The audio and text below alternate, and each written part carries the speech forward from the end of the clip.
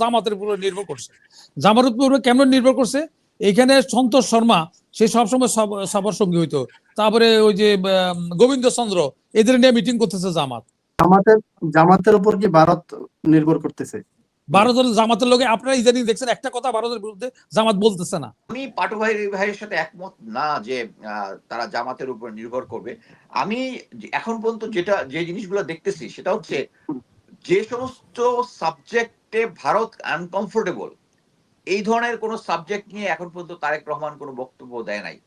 কি number one, প্রথম হচ্ছে পিলখানা যে কমিশন যেটা হয়েছে এটাতে ভারতের ইনভলভমেন্ট আছে, এটা নিয়ে উনি কোনো এখন পর্যন্ত পাকিস্তান ভাগ হয়ে ইন্ডিয়া এবং পাকিস্তান হয়, তখন ভারতের দুই কর্নারে দুইটা পাকিস্তান থাকায় তারা ধরে নিচ্ছে যে দুইটা কর্নারে যদি থাকে তাহলে এটা ওদের সিকিউরিটির জন্য থ্রেট হবে, স্পেশালি সেভেন সিস্টার। সো তখন তারা ডিসিশন নেয় যে তারা পাকিস্তানকে ভেঙে দিবে, এবং এইটার ইয়াতেই হচ্ছে আমরা সবাই জানি আগরতলা ষড়যন্ত্র। আমরা অ্যাকচুয়ালি আগরতলা ষড়যন্ত্র না, এটা অ্যাকচুয়ালি হয়েছিল শেখ মুজিবের সাথে ভারতীয় গোয়েন্দা সংস্থার একটা মিটিং হয়েছিল। আচ্ছা, তারপরে যখন তারা দেশটাকে ভাগ করে ফেললো তখন হুমায়ুন রশিদ চৌধুরী ছিল হচ্ছে তখন বোধহয় ভারতে, বোধহয় না বা কনফার্ম, ভারতের অ্যাম্বাসেডার ছিল।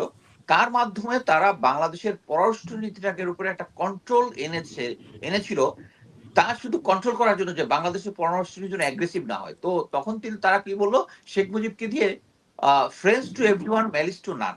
আপনি যদি ঐতিহাসিক প্রেক্ষাপটে বা মানে আন্তর্জাতিক পর্যায়ে দেখেন, পৃথিবীর কোন দেশ এটাকে তাদের পররাষ্ট্র নীতি হিসেবে অ্যাডাপ্ট করে না। এটা কে করেছিল আব্রাহাম লিঙ্কন।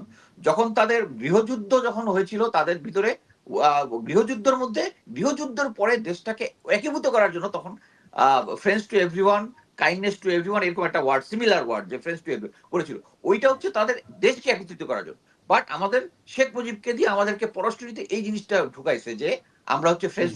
তারা এনশিওর করতে চাইছে যে পাকিস্তানের ভারতের বিরুদ্ধে যেন আমরা কখনো অবস্থান না গ্রহণ করি, সো ফ্রেন্ডস টু এভরিওয়ান। কিন্তু তারাই আবার শেখ মুজিব এবং শেখ হাসিনা দিয়ে এনশিওর করেছে আমরা যেন পাকিস্তানের শত্রু হয়ে যাই। সো এইটা ছিল তাদের পররাষ্ট্রনীতি, ছিল আমাদের মানে দেশের যারাই ক্ষমতায় থাকবে তাদেরকে কন্ট্রোল করার একটা নীতি। সো গত 16 বছরে যদি আমরা দেখি, তারা যেটা বলে হচ্ছে don't keep your all the eggs in a same basket, তারা সেম বাস্কেটে রাখছে, ওই বাস্কেট করছে, সমস্ত ডিম ক্র্যাক করে গেছে, তারা এখানে একটা আনকমফোর্টেবল পজিশনে আছে। কিন্তু তারা আমাদের রাজনৈতিক, তারা সবসময় সুযোগের অপেক্ষায় ছিল যে কোন রাজনৈতিক দল দিয়ে তাদের নেক্সট কাজ হবে। আমি পাটু ভাইয়ের সাথে একমত না যে তারা জামাতের উপর নির্ভর করবে।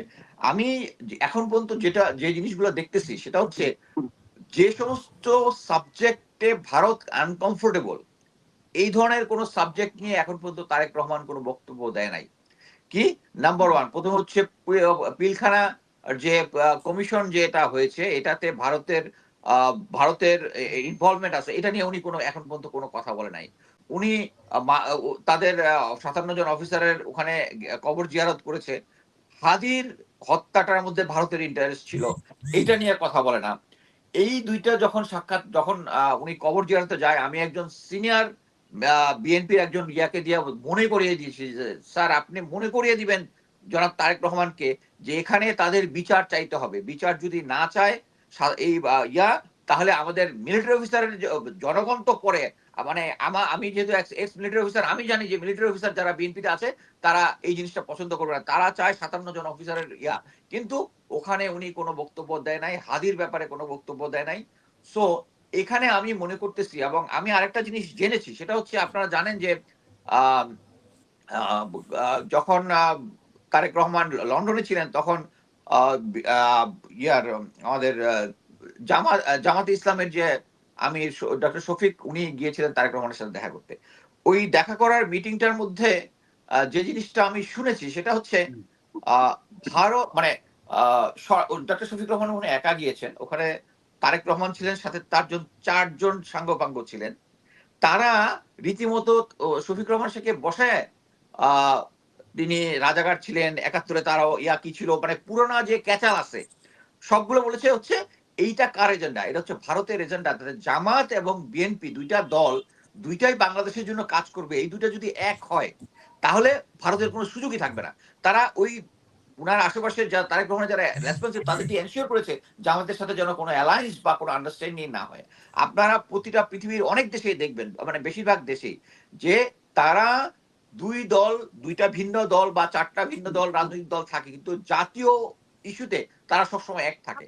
সো আমি যেটা বুঝতে পেরেছি যে ডক্টর শফিক যে উদ্দেশ্যে গিয়েছিলেন জাতীয় কোনো ইস্যুতে, এটাতে প্রথমেই তারা এনশিওর করেছে যে জামাতের সাথে যেন কোনো অ্যালায়েন্স না হয়। আমি মনে করি এটা একটা ভারতের এজেন্ডা। এবং জনাব তারেক রহমান এদেশে আসার পরে উনি যতগুলা বক্তৃতা দিয়েছেন, যতগুলা কনফারেন্স অ্যাটেন্ড করেছেন, প্রত্যেকটাতে উনি ধরি মাছ নাছুই পানি টাইপ একটা বক্তব্য দিয়েছেন কোনোটাতে। এবং খুব কেয়ারফুলি যে সমস্ত বিষয়ে ভারত রাগ হতে পারে এরকম ওই সমস্ত বিষয়ে বক্তব্য এড়িয়ে গেছেন বা স্মুথ একটা দিয়েছেন। তো আমার মতে এখানে তারেক রহমানের যে জিনিসটা করা উচিত ছিল যে ওই সেম যে friends to everyone marriage to none, ওই থিওরিটা আমার মতে এখন হচ্ছে তারেক রহমানকে গিলানো হচ্ছে এবং তাদের পররাষ্ট্রনীতিতে গিলানো হচ্ছে।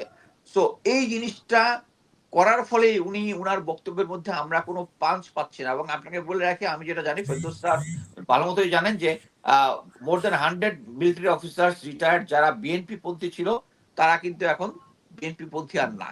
তাদের অনেকের সাথে আমার কথা হয়েছে এবং তারা যারা গ্রাউন্ড লেভেলে তারা দেখেছে এবং তারা জনগণের সাথে কথা বলেছে। এবং যে জিনিসটা আছে যে অ্যাকচুয়ালি ভারতের সাথে কারা আন্ডারস্ট্যান্ডিং করতেছে কারা আন্ডারস্ট্যান্ডিং করতেছে না, এটা অ্যাকচুয়ালি এত কমপ্লিকেটেড কোনো কিছু না। আমরা যখনই দেখি, আপনি একটা জিনিস দেখেন, আমাদের কনক সারোয়ারের শোতে ক্যাপ্টেন শাহনাজ বলেছিল যে এসএসএফ এর একজন অফিসারের কাছে প্রাপ্ত তথ্য যে 5 জন বিএনপি নেতা তারা গত 16 বছরে সবসময় শেখ হাসিনার সাথে দেখা করতে যেত। হ্যাঁ, আচ্ছা, এই জিনিসটা যদি কোনো অফিসার বলে এবং কোনো একটা রেফারেন্সে বলে, সবার তো উচিত ছিল ক্যাপ্টেন শাহনাজকে বাদ করা যে এই মানে there are lot of BNP officer, Shahnaz বলো কেউ কোন 5 জন শেখ হাসিনার সাথে দেখা করছে। আমি শাহনাজের সাথে কথা বলছি, কেউ তাকে জিজ্ঞেস করে নাই। That means everybody knows. Everybody knows. 5 জন না 10 জন, হ্যাঁ, প্রায় 10 জন, 8 থেকে 10 হ্যাঁ, হবে, 5 না 8 থেকে 10 হবে। বাট শাহনাজ 5 জনের কথা বলেছে সে, যারা এসএসএফ কনফার্ম করেছে যে তারা নিয়মিত শেখ হাসিনা ওখানে যেত এবং খাম নিয়ে আসতো। সো এরকম একটা সিচুয়েশনে বিএনপির তো উচিত ছিল এটা ইনভেস্টিগেট করা এবং যাদের নাম আমি ভালো মতো জানি, হ্যাঁ, তাদের ব্যাপারে কোনো অ্যাকশন নেওয়া। বাট তারা তো এখন লিডিং পজিশনে, তারা তো এখন বিএনপি লিডিং পজিশন। সো আমরা কিভাবে কনভিন্সড হব যে বিএনপি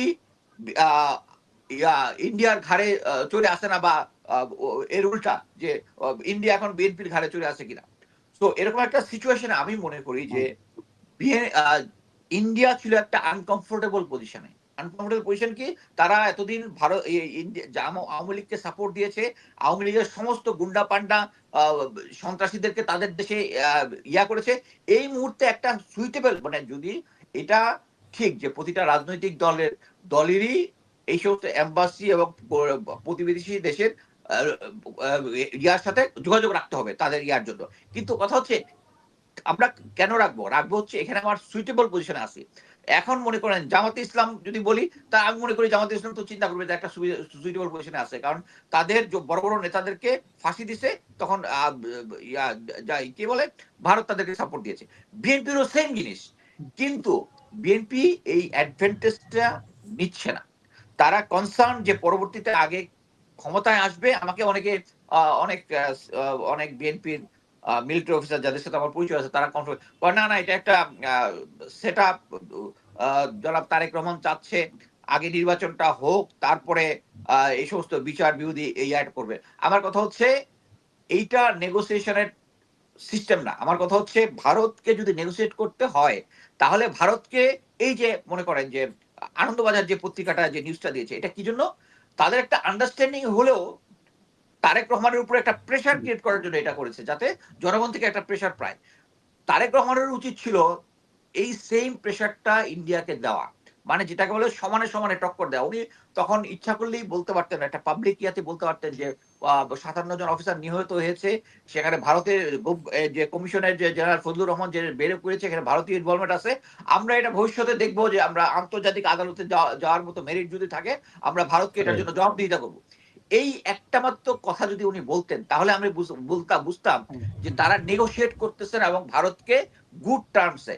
কিন্তু উনার যেটা আমার কাছে মনে হচ্ছে ওটা নতজানু ভাবে উনি ভারতের সাথে ইয়া করতেছেন, এবং এটা ক্লিয়ার যে পরবর্তীতে তারা এখন কনফার্ম হচ্ছে যে আগামী নির্বাচনটায় আসবেন। এবং আমি মনে করি যে এটা একটা বিএনপির একটা রং পলিটিক্যাল ডিসিশন